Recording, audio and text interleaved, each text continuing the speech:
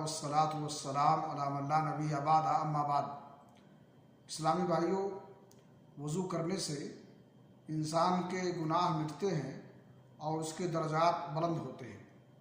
सही मुस्लिम शरीफ की हदीस है, रसूल अकरम सल्लल्लाहु अलैहि वसल्लम ने फरमाया, अला अदुल्लुकुम अला मा यमहुल्लाहु बिहिल खताया व यरफउ बिहिद दरजात। क़ालू बला या रसूलल्लाह। क़ाला इस्बाग़ुल वुज़ू अलल मकारिह व कसरतुल खुता इलल मसाजिद व इंतज़ारुस सलाति बादस सलाह फ़ज़ालिकुमुर रिबात।